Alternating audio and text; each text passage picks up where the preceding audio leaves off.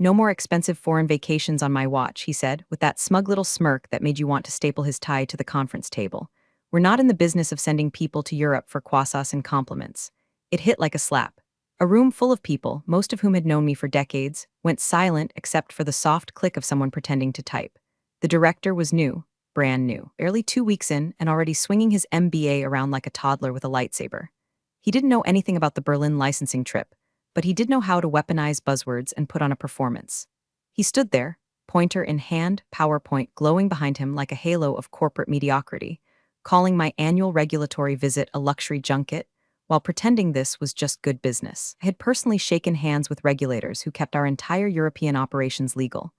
I'd earned those relationships, earned them with 20 years of clean audits and emergency calls taken at 3 a.m. when some customs officer flagged a shipment because a barcode sticker was slightly off-center. But he didn't want a history lesson. He wanted applause, a culture shift, a rebrand. Okay, I said. One word, that's all I gave him. Not because I agreed, because I knew exactly what was about to happen. I didn't need to argue. I didn't need to warn him. I certainly wasn't going to beg to do the job I'd been flawlessly executing for 2 decades. And hey, if you've listened this far and you're one of the 97% just floating by without hitting that subscribe button, do us all a favor and tap it. It's like giving the quiet compliance lady her metaphorical coffee. Keeps the lights on, keeps the chaos at bay. You clicking that thing? It actually does make a difference. Anyway, I canceled the flight. Forwarded the licensing docs to his freshly hired 24-year-old assistant who once asked if VAT was a dating app. I copied the director. Even put a little smiley face next to the sentence, please confirm receipt and track deadlines accordingly. No reply. That's when I knew this man was going to ruin something. Probably everything. And I wasn't going to stop him. He kept the meetings coming, team syncs with color-coded efficiency goals, mandatory innovation workshops with slogans like cut fat, not firepower. Each time, he'd slide in another passive-aggressive jab about how some people in this office got too comfortable with the old ways, followed by a pointed glance in my direction. Like I was an expired yogurt container nobody had the guts to throw out. I stopped taking the bait, stopped raising my hand, started documenting. Everything, email chains, meeting recordings, even hallway conversations where he made offhand comments about phasing out travel-heavy roles. It was like watching a toddler try to disarm a nuclear warhead by licking the wires, entertaining if it weren't so dangerous. People started noticing. You okay? They'd ask in the break room. Why didn't you go to Berlin this year? Oh, new management style, I'd say. Stirring my tea. I'm just streamlining. Cutting fat. I even put a sticky note on my monitor with the license renewal date circled in red, purely decorative, of course. I wasn't allowed to touch it anymore. Delegation, remember? But in my bones, I felt it. The quiet ticking of a bomb no one else heard. And when it went off, I was going to be sitting front row with popcorn. I canceled the flight with the same emotion you'd cancel a dentist appointment you secretly looked forward to. Berlin in spring was never a vacation. It was bureaucracy in combat boots, face-to-face meetings with humorless officials who could tank our entire European operation over a missing comma on page 7. But I did it every year because it mattered, because it worked. And now I was apparently streamlining. So I logged into the travel portal, ate the non-refundable fee with a corporate shrug, and drafted a tidy little email to the director's assistant, Taylor. I think her name was. Barely out of undergrad, bright-eyed, permanently armed with a Stanley tumbler and a nervous laugh. Probably thought compliance was a skincare brand. Subject, urgent EU license renewal. Hi Taylor. Per Director Blake's new delegation structure, I'm forwarding all materials for the Berlin license renewal. This includes historical filings, the contact list, required documents, and deadline tracking templates. Please ensure confirmation of receipt and tracking of submission deadlines. Let me know if you have any questions.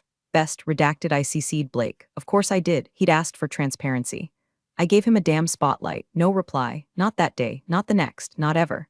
The email sat there like an unopened birthday card from a forgotten aunt. I could see Taylor had read it. Blessed Gmail read receipts, but that was it. Ghosted.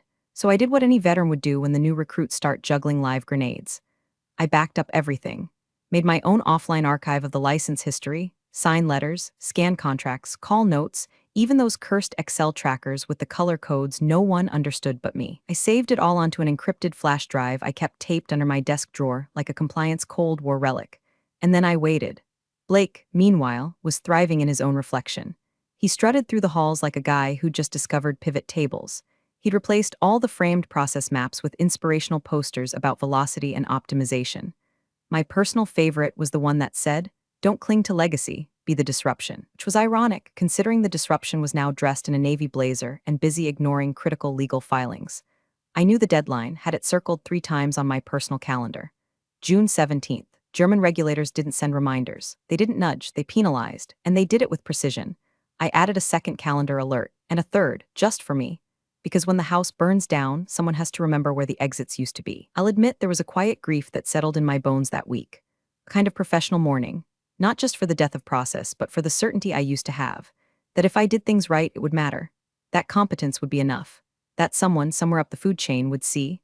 Instead, I had a boss who thought Berlin was a wine tour and tailor, who once asked me what retroactive compliance meant as the new face of international operations. So I leaned into the sarcasm, smiled at meetings, nodded at nonsense, took notes I never intended to share.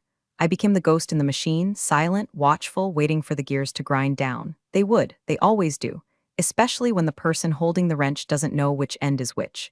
It started with whispers by the printer, then a mention in the finance meeting. By the end of the month, it had its own unofficial slide in the quarterly budget deck. Travel cost reductions, Berlin trip eliminated. Bullet pointed beneath it, projected savings, $8,750. $8,000. That's what 2 decades of operational stability and ironclad licensing compliance was worth now. A bullet point on a spreadsheet some intern probably color-coded to match Blake's tie. I sat through that meeting with the same expression I'd mastered over the years. Polite, present, and mentally somewhere between screaming into a pillow and drinking gin from a coffee mug. Blake stood at the front of the room like a TED talk reject, pacing in his shiny loafers, repeating the word agility like he was trying to manifest it into a sixth sense. And some of our more legacy-based processes have been reviewed and optimized, he said, eyes landing squarely on me with that smirky half-smile. International compliance, for instance. There's no reason to fly across the Atlantic in 2025 just to shake hands and sign papers. We're digitizing, modernizing, cutting the fluff. He didn't say my name, he didn't have to. The implication hit like a paper cut across the dignity.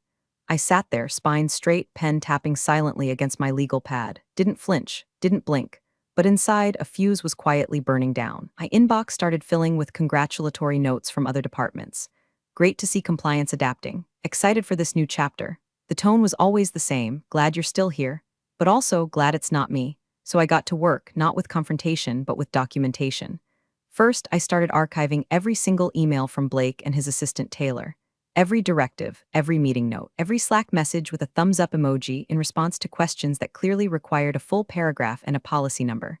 I created a new folder on my home drive labeled Comms Archive, then renamed it something innocent, Lunch Survey Results. Then I exported the email trail from our Berlin contacts. Just for reference, I told myself, just in case. I pulled old reports, pulled audit logs, pulled screenshots of the submission portals. I even downloaded a copy of the compliance calendar I used to maintain, complete with red alert reminders and contact tiers for each regulator. Blake had deleted that calendar from the shared drive. Didn't matter. Mine was better. He kept up the jabs in staff meetings, called me process-heavy when I asked about the new approval flow, said I was classic compliance when I brought up documentation standards, always with a laugh like he was just joking, but always loud enough that people noticed. I laughed too, because that's what you do when you're being professionally erased. You laugh. You keep your voice even, your emails polite, your documents neat. You become so dangerously composed they forget you're watching them set themselves on fire. Behind the scenes, the timeline grew, week by week. Missed deadlines, unanswered queries, meetings where Taylor nodded and promised to circle back, regulatory memos that no one forwarded. Each one saved, categorized, time-stamped. I didn't tell anyone what I was building. That's the thing about quiet professionals, we don't need permission to prepare for the fallout. We just do it like muscle memory from years of covering everyone else's blind spots. Blake, he was busy schmoozing with executives, talking about lean operations and compliance decentralization. You could practically hear the MBA jargon sloshing around his skull like a shaken snow globe. He thought I was obsolete, and maybe to him I was. But soon, very soon, he'd learn that old school doesn't mean out of touch. It means I remember everything. It was the finance town hall that finally broke the facade. The kind of soulless, windowless Zoom call where no one dares to turn on their camera, lest someone see them gouging their thigh with a dry pen out of sheer boredom. Blake, of course, was front and center, new haircut, tighter shirt, same smug energy radiating through the Wi-Fi. Slide 7. Budget wins Q2 highlights. There it was, in bullet point Helvetica glory. Eliminated international travel redundancies, terminated non-essential European compliance, visits forecasted savings. $42,000 annually beneath that. An icon of a little cartoon airplane with a red X over it, like I'd been joyriding to Oktoberfest on the company dime for 2 decades. Even chuckled as he read it out loud. And let's not forget the infamous Berlin trip, now officially retired. Another chuckle. Turns out digital signatures are cheaper than schnitzel. Laughter from finance. The kind of performative chuckle people give when the boss makes a joke and they're hoping he forgets about the budget line tied to their stapler. I watched in silence from my cube. The fluorescent lights buzzed overhead. Someone nearby was microwaving fish. It felt like the world had shrunk into a parody of itself, and I was the only one who remembered the script used to have logic. They called him efficient. They called him cost-conscious. They called him a budget hero. What I called him can't be printed on an HR-friendly platform. But I smiled, took another sip of my lukewarm coffee, and moved the digital countdown on my phone one day closer to the deadline. Berlin license, 13 days remaining. Thing about Germany is they don't send reminders. They assume you're competent. If you forget, they fine. If you plead ignorance, they fine harder. There's a kind of brutal elegance to it, like a piano falling in slow motion onto a very expensive car. I stared at that countdown like it was an approaching comet, not with fear, not even with dread, but with a kind of reverence, because I knew exactly what would happen when it hit. And still, I hesitated. I opened a Word doc, drafted the resignation letter. It was short, elegant, and barbed just enough to draw blood without causing a scene. I even formatted it with my favorite serif font, like a farewell love letter to dignity. But I didn't sign it, not yet, because I wanted to see it. The crack. The exact moment when the facade Blake had built, this house of recycled buzzwords and butchered procedures, finally showed its first fracture. So I sat. I waited. I watched. Taylor, bless her ever-distracted heart, was now deep in planning a corporate retreat that involved inflatable obstacle courses and a kombucha tasting station. Compliance hadn't been mentioned in over a week. Not in meetings, not in updates, not in the panic chatter around Q3 revenue projections. The license, meanwhile, was a silent countdown in my pocket. 11 days. 10. 9. I reread old emails like they were scripture. Lake's original message delegating all responsibility for licensing to Taylor. His streamlined process memo. The finance slide where he publicly celebrated killing the trip. Every word, every bullet point saved in triplicate. I even backed it all up to a fresh USB drive labeled for when it explodes, because it was coming. And when it did, I wasn't going to raise my voice or point fingers or utter the word "told you so." No, I was going to sit in the center of that storm like the eye of a hurricane, completely untouched, because I'd spent 20 years building systems that didn't fail, and Blake had spent 4 months dismantling them with PowerPoints and punchlines. The storm was coming, and I had a front row seat. The subject line was polite, almost charming in its blunt European efficiency. License renewal status. Urgent notice action required by June 17, time-stamped 3:42 a.m. our time.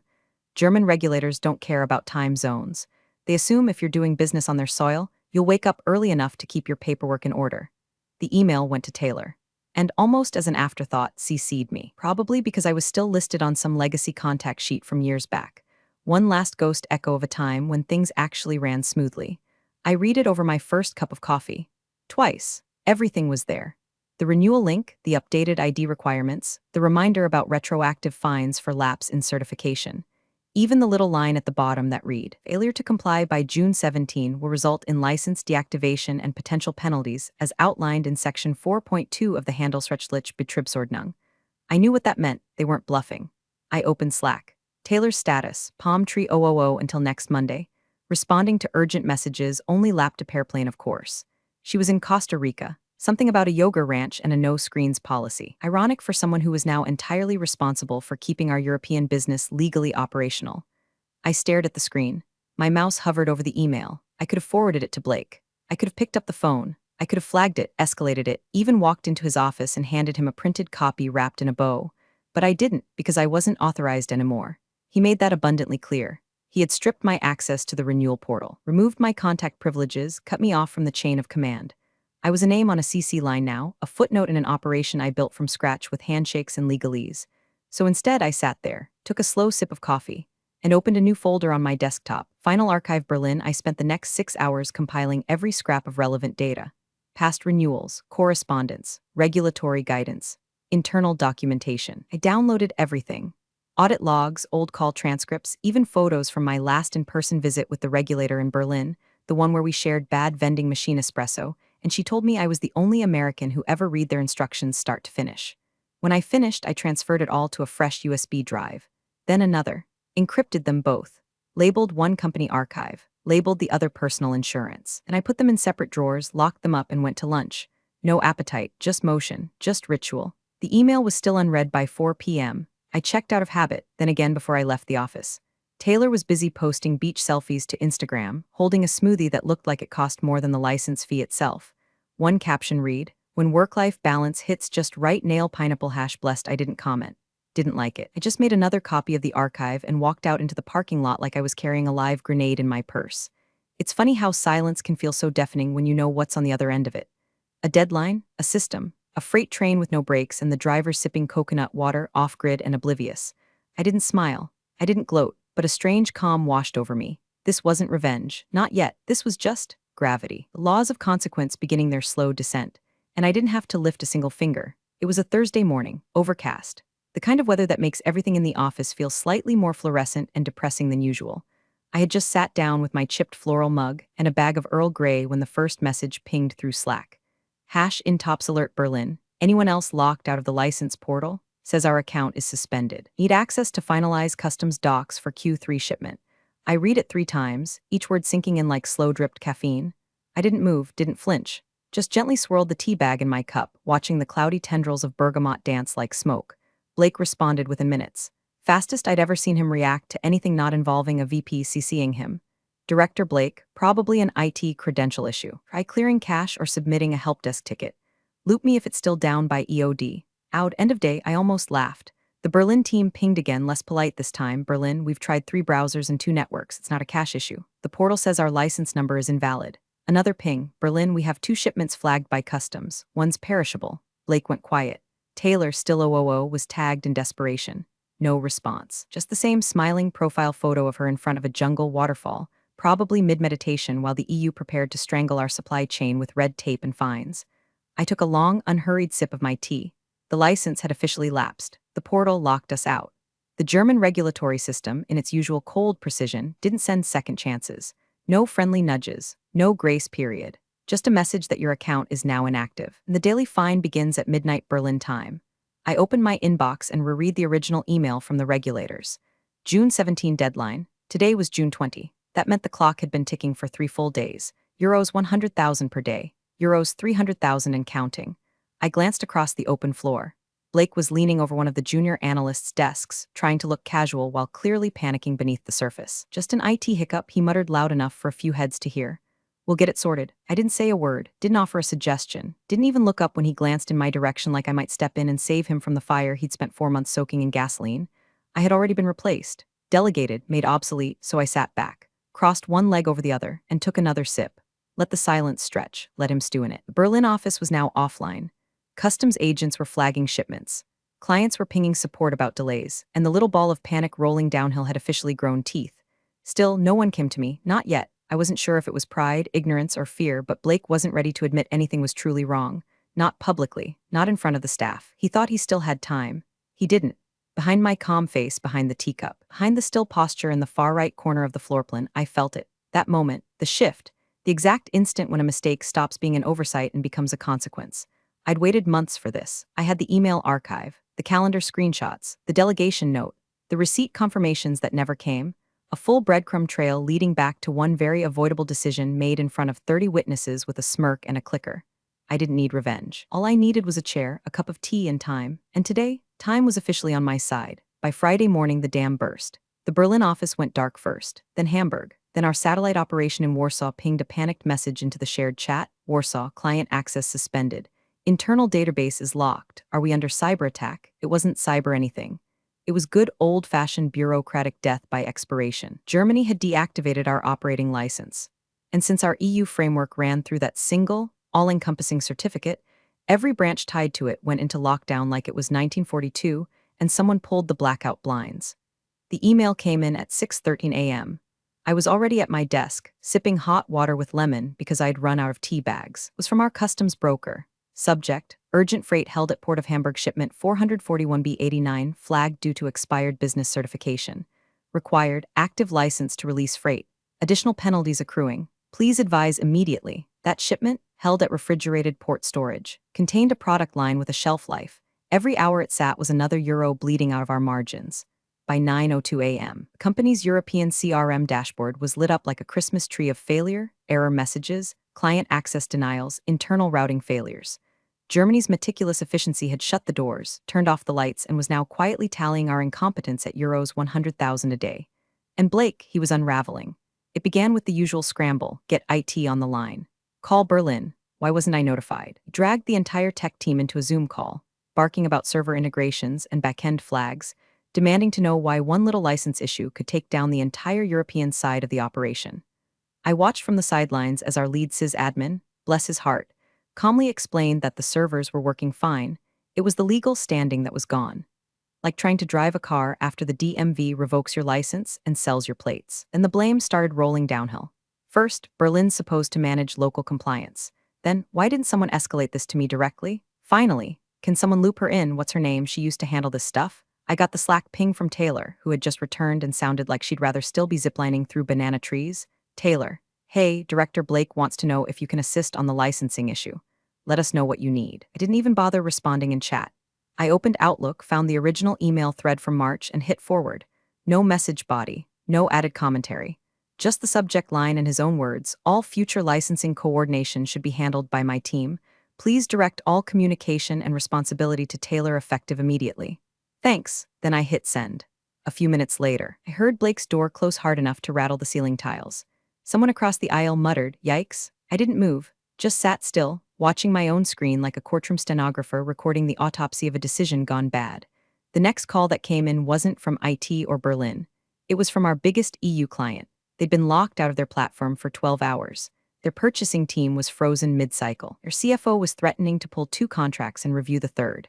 The sales VP's voice cracked on the call. I stayed muted, just observed, because I wasn't in the meeting. I was only invited, for optics. A silent witness to the pileup that was no longer theoretical. That afternoon, I walked down to the basement storage room and retrieved a manila folder I'd stashed months ago. Inside, printed documentation of the full license trail, audit logs, and timelines, color-coded, bound, tabbed. Blake's signature sat at the top of every delegation memo. I didn't deliver it, just laid it flat on my desk, a totem, a reminder, because revenge wasn't personal anymore. It wasn't fire and fury or shouting matches and slamming doors. It was a checklist, a process, a system executing itself, and now, that system had teeth, and it was hungry. The boardroom was already humming when I walked in. That low, murmuring energy that floats around just before a storm breaks. Executives speaking in clipped half-sentences. Someone tapping nervously on a phone. The CFO massaging his temples like that might delay the aneurysm. Then came the sound. Thwap. A letter, creased, manhandled, official, slapped onto the center of the table. The CEO stood at the head like a man holding a live grenade he didn't know how to disarm. This, he said, voice tight, was delivered via courier to my home this morning. Silence. He didn't wait for acknowledgement. He didn't need to. It is a formal notice from the Bundesantführerwirtschaft, informing us that our European business license lapsed. 3 weeks ago, he paused, eyes scanning the room like a prison warden looking for the first twitch of guilt. The fine, he said, slower now, like the number physically pained him to say, is euros 100,000 per day. Retroactive. Non-negotiable. A spreadsheet printout came next, slid across the table like a death sentence. As of this morning, we owe euros 2.1 million, and counting, plus customs holds, platform outages, breach of contract risks in 3 countries. Our partners in Munich are threatening to sue. Nobody breathed. Then the bomb. Who was responsible for this renewal? He didn't say it gently. It wasn't a question. It was an indictment looking for a name to carve on the plaque. Blake, sitting 2 seats to my left, adjusted his collar like it had suddenly shrunk 3 sizes. I mean the process had been restructured, he said, eyes darting around the table. We delegated. We were streamlining redundant compliance protocols and delegated to whom? The CEO barked. To Taylor's team, Blake said, now visibly sweating. The responsibility was transitioned earlier this year during Q1. It was all documented. I didn't say a word. I just opened my laptop, flipped it toward the center of the table, and slid the timeline across the mahogany like a chess player pushing a final move across the board. On the screen, March 3rd, Blake's email delegating all responsibility. March 4th, forwarded documents and confirmation request to Taylor. May 28th, CC'd on regulator's warning. June 17th, deadline. June 20th, portal deactivated. June 21st, freight held. June 23rd, CRM outages across EU. June 24th, CEO receives formal penalty notice. Every entry had a corresponding document. Every event backed by a receipt. All time-stamped, all signed. I didn't need to say I told you so. The silence said it for me. The kind of silence that lands like a thunderclap, heavy, final, undeniable. The CEO's expression changed. Not immediately, not explosively, but slowly, like a man realizing the thing he thought was an accident was actually a map drawn in advance that everyone else ignored. He turned back to Blake. You signed this, he said flatly, pointing to the delegation memo. Yes, but you signed this, the CEO repeated. You stripped senior compliance of its direct authority. You ignored the calendar. You eliminated travel for a regulatory handshake that literally held up our foreign revenue stream. I assumed you assumed, the CEO cut in, voice low now. More dangerous. You assumed, and now we're bleeding six figures a day because of an assumption. Blake opened his mouth. Nothing came out. Across the table, the general counsel leaned over and whispered something into the CEO's ear. The CEO nodded. Leave your badge with reception, he said, effective immediately. This board will convene again tomorrow to discuss emergency reauthorization strategies and damage control. Blake didn't stand right away, just stared at the laptop screen like it might rewrite itself if he blinked enough times. When he finally did move, it was quiet, mechanical. The shuffle of a man who had just watched his own obituary read aloud in Excel format. I closed the laptop, didn't smile, didn't gloat, just packed it away because justice doesn't always roar. Sometimes it just lands perfectly timed, precisely delivered in complete silence. And in that silence, there's power. Power you don't beg for. Power you earn by being right, by being ready. Blake's office was already half-packed when I passed by. Door cracked open. A cardboard box perched on the edge of his desk like a tombstone. Caught a glimpse of that ugly motivational mug he always bragged about. Innovate or evaporate, wrapped in bubble wrap and irony. No one spoke to him. No pats on the back. No you'll bounce back texts. Just dead air and a few interns avoiding eye contact like he was contagious. HR called it administrative leave pending internal review. Everyone else just called it what it was, the fall. Later that day, the CEO's assistant stopped by my desk. Soft, like she was delivering bad news to a priest. He'd like to speak with you, privately. The walk to the corner office felt surreal. Like I was watching myself from above, each step a closing chapter, each breath heavier than the last. He didn't waste time. Sit, I did. He didn't yell, didn't accuse, just looked tired. The kind of tired that clings to your bones when you're doing math on how much trust, money, and reputation you've lost in a single week. Can't undo what happened, he said, but we can recover with your help. He pushed a folder across the desk. Compensation figures, a retroactive contract, reinstatement, a dotted line promotion, all the things I would have killed for 6 months ago. But now I already knew the answer. I reached into my purse, pulled out a neatly folded envelope and placed it gently on top of the offer letter. My resignation. Signed, dated, notarized, his jaw clenched. Not in anger, in regret. I'm sorry it came to this, he said quietly. I stood. No, I said, you're sorry it cost you. He nodded just once, no defense, no spin. As I reached the door, I paused just for breath, one last look at the office that had become a graveyard of respect. I leaned in, calm, controlled, and whispered, enjoy the vacation from revenue. Then I walked out. No farewell email, no hallway hugs, just the sound of heels on tile, and the building swallowing my silence like a secret it would choke on later. Back at my desk, I grabbed my things, 2 folders, 1 mug, and the USB drive labeled personal insurance. Someone from facilities gave me a soft nod, like I'd just finished chemotherapy and won. Outside, the air was warm and thick with summer. The kind of heat that makes the world feel slower, heavier. At the airport, I didn't book economy. I didn't check my email. I walked straight to first class. Berlin, not for licensing, not for compliance, for me. I sipped champagne 30,000 feet above the mess I left behind and watched the clouds melt below like all the excuses they used to make. Back on the ground, someone in a boardroom would soon realize the fine was now over euros 2.5 million and rising. Someone would finally read the full letter. Someone would panic over the audit trail I'd left behind like breadcrumbs in a burning forest. But I wouldn't be there. I'd be walking cobbled streets, espresso in hand, laughing with a waitress who remembered my name from last year. And maybe, just maybe, thinking how poetic it was that the only thing they ever wanted to cut was the only thing holding the whole damn thing together. Big thanks for watching, you sneaky seniors. Subscribe to keep the coffee pot brewing revenge. Your ex-colleagues won't know what hit 'em.